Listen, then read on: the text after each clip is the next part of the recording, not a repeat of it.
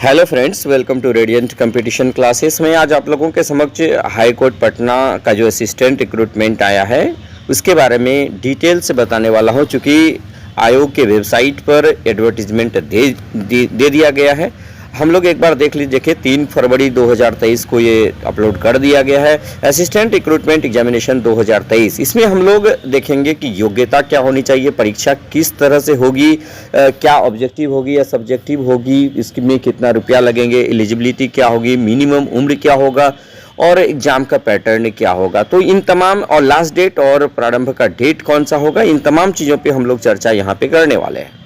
तो वीडियो को शुरू से अंत तक देखिएगा ताकि आप एक कन्फर्म जानकारी ले लीजिए कि आप जो है वीडियो हालांकि लंबा हो सकता है क्योंकि इसमें तमाम चीज़ों को मैं डिटेल से बताने वाला हूं। तो चलिए दोस्तों स्टार्ट करते हैं।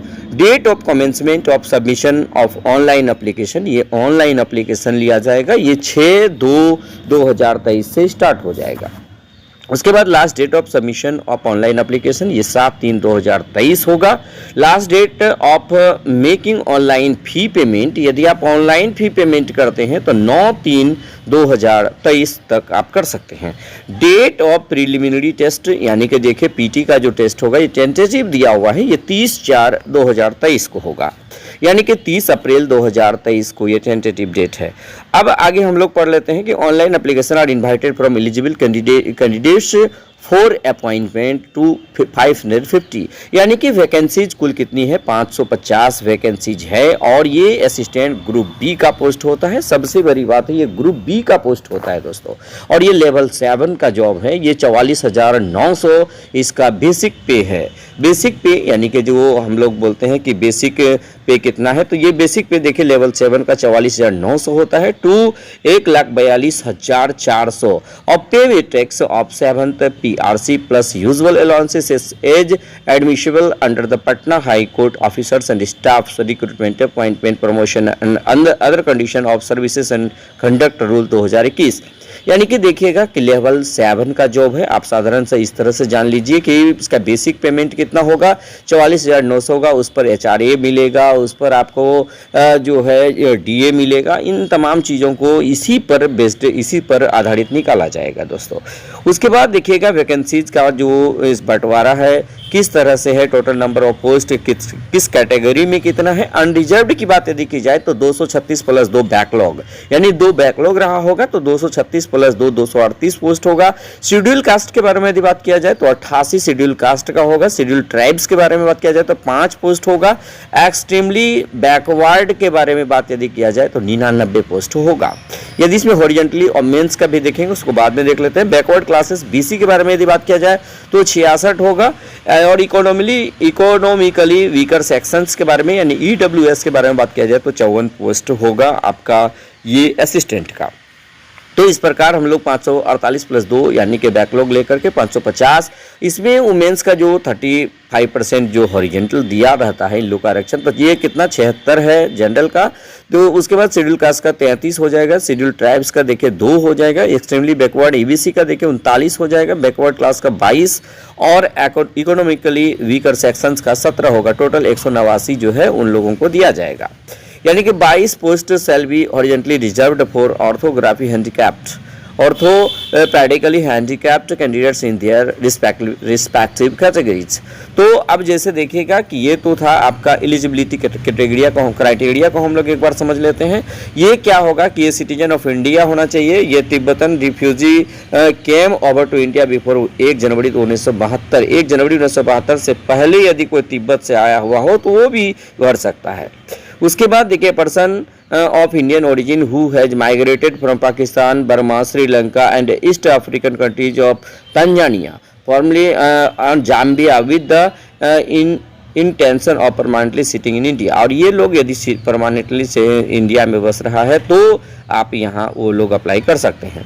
उसके बाद देख लीजिएगा अगला इसमें जरूरी की जो बातें हैं तो देखिए कि अनरिजर्व्ड के लिए एक ये एज लिमिट जो है ये कितना होना चाहिए, 18 से 37 साल होना चाहिए। जनरल कैंडिडेट के लिए 1 जनवरी 2023 से जो है ये गणना की जाएगी।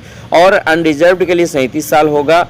मेल के लिए अनरिजर्व्ड EWS फीमेल के लिए 40 साल होगा। BC EBC के लिए 40 साल, SC ST के लिए 42 साल। तुम लोग,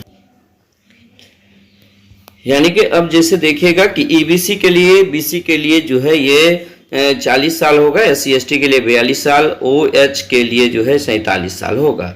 अब ये तो हम लोग देख लिए वैकेंसीज के बारे में, उम्र के बारे में। अब हम लोग नेक्स्ट देख लेते हैं,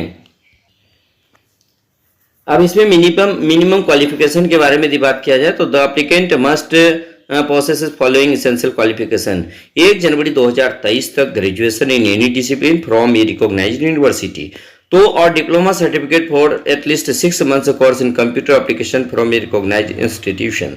और ये जो है preferential qualification a candidate who has served in terrestrial army in a minimum period of 2 years or who has obtained B certificate of National Cadet Corps shall things being equal to given preference in the matter of direct recruitment to the establishment at the time of interview। यानी कि आप यदि NCC किए हुए हैं और B certificate आपको मिला हुआ है तो आपको प्रेफरेंस दिया जाएगा। साथ ही साथ जो है आर्मी में यदि आप 2 साल का कोई टेरिटोरियल सेवा किए हुए हैं तो आपको भी जो है यहाँ पर छूट दिया जाएगा। इसमें अब रिजर्वेशन के बारे में बात किया जाए तो शेड्यूल कास्ट का 16%, शेड्यूल ट्राइब्स का 1%, एक्सट्रीमली बैकवर्ड क्लासेस का 18%, बैकवर्ड क्लास का 12%, इकोनॉमिकली वीकर सेक्शन का 10% है। वुमेन कैंडिडेट्स का देखिए 35% लेटरल आरक्षण है, ऑर्थोपेडिकली हैंडीकैप्ड का 4%। उसके बाद चलिए हम लोग आगे बात कर लेते हैं किसका, इसमें मोड ऑफ सिलेक्शन, ये बहुत इंपॉर्टेंट मोड ऑफ सिलेक्शन देखिए। प्रिलिमिनरी टेस्ट जो होगा तो इसमें क्या होगा, multiple choice question based objective type, written test होगा, डिस्क्रिप्टिव होगा, ये कंप्यूटर प्रोफिशिएंसी टेस्ट होगा, फिर इंटरव्यू होगा। इसमें देखिएगा 40% मार्क्स इन प्रिलिमिनरी टेस्ट में आपको लाना अनिवार्य होगा, 40% marks in each section of written test, 30% marks in interview. और सिलेबस देखिएगा, ये एनेक्शन नंबर 1 हम लोग देखने वाले हैं। चलिए एग्जामिनेशन फी के बारे में देखिए कि बात किया जाए तो ईबीसी, बीसी और ईडब्ल्यूएस का 1200 रुपया फीस लगेगा दोस्तों। उसके बाद जो है SC ST और OH कैंडिडेट्स का 600 रुपया लगेगा, आप इसे भी थोड़ा देख लीजिएगा। चलिए सेंटर ऑफ एग्जामिनेशन यदि देखिएगा, सेंटर ऑफ एग्जामिनेशन भी हम लोग देख लेते हैं, आगे दिया हुआ है। चलिए यहां पर देखिएगा दोस्तों, ये syllabus and scheme of examination. PT देखिएगा जनरल अवेयरनेस, यानी कि देखिएगा जीके 25 नंबर का, रीजनिंग और क्वांटिटेटिव एप्टीट्यूड ये 25 नंबर का, जनरल इंग्लिश 25 का होगा, जनरल हिंदी 15 का होगा, कंप्यूटर अवेयरनेस जो है ये 10 नंबर का। यानी कि ये सभी ऑब्जेक्टिव टाइप होगा और इसमें टोटल 2 घंटा दिया जाएगा और मिनिमम क्वालिफाइंग मार्क्स 40 नंबर होगा। ये 100 में 40 नंबर आपको लाना अनिवार्य होगा क्वालिफाइंग के लिए। चलिए उसके बाद हम लोग देख लेते हैं रिटन टेस्ट जो है जनरल इंग्लिश डिस्क्रिप्टिव टाइप होगा, 60 नंबर का होगा और इसमें 24 नंबर लाना अनिवार्य होगा। उसके बाद जनरल हिंदी डिस्क्रिप्टिव टाइप, इसमें भी क्वालिफाइंग है 16 नंबर और टोटल इसमें 3 घंटा का समय आपको दिया जाएगा। कंप्यूटर प्रोफिशिएंसी टेस्ट होगा, ये क्वालिफाइंग नेचर का होगा। फिर इंटरव्यू आपका 10 नंबर का होगा, इसमें 3 नंबर लाना आपको अनिवार्य होगा। तो इस प्रकार ये सिलेबस को इन डिटेल्स आप देख सकते हैं। उसके बाद देखिएगा एग्जामिनेशन सेंटर कहाँ कहाँ होगा। यदि आप बिहार में पटना हो सकता है, भोजपुर, आरा, नालंदा, बिहार शरीफ, गया, औरंगाबाद, जहानाबाद, नवादा, भागलपुर, मुजफ्फरपुर, वैशाली, हाजीपुर, ईस्ट चंपारण, मोतिहारी, दरभंगा, बेगूसराय, सारण, छपरा, पूर्णिया, यानी कि ये 15 सेंटर्स जो है ये एग्जाम के लिए होगा। और अप्लाई आप कैसे कर सकते हैं तो देख लीजिएगा। सबसे पहले देखिए कि instruction for online apply, online apply के लिए आप क्या कर सकते हैं। देखिए सबसे पहले रिक्रूटमेंट्स में जाइएगा, उसको क्लिक कीजिएगा, असिस्टेंट रिक्रूटमेंट एग्जामिनेशन 2023 क्लिक कीजिएगा, फिर अप्लाई ऑनलाइन क्लिक कीजिएगा, न्यू रजिस्ट्रेशन पे क्लिक कीजिएगा। उसके बाद ये प्रोसेस आपका बढ़ता चला जाएगा और देखिएगा इसमें अपलोड करने, therefore candidates required to upload the following documents. आप कौन कौन से डॉक्यूमेंट अपलोड कर सकते हैं। Scan signature, scan copy of recent passport size photograph, ये कलर होना चाहिए, matriculation certificate, matriculation marksheet, graduation degree certificate, marksheet, diploma certificate जो 6 मंथ कंप्यूटर एप्लीकेशन का है, valid identity proof, domicile certificate, caste non criminal certificate, certificate of disability, इन तमाम चीज़ों को आपको अपलोड करना पड़ेगा। तो आप ये जो है पूरी जानकारी निश्चित रूप से मैं समझता हूँ कि पूरी हो गई है। आप 1 से 2 बार वीडियो को देख लीजिएगा, फिर आपको कहीं कोई परेशानी नहीं होगी। हाँ, भरने से पहले आप वीडियो को जरूर पूरा देख लीजिए। यहाँ पर मैं प्रयास किया हूँ कि लिटरली हर एक चीज़ को मैं पहले ही बता दिया था कि वीडियो लंबा होगा, लेकिन हर चीज़ को मैं क्लियर कर दूंगा। तो इस प्रकार मैं क्लियर कर चुका हूं। आप देख लीजिए, वीडियो को 1 से 2 बार देख लीजिए, उसके बाद फिर अप्लाई कर दीजिएगा। तो दोस्तों वीडियो अच्छा लगे तो लाइक शेयर और कमेंट जरूर कीजिएगा। धन्यवाद।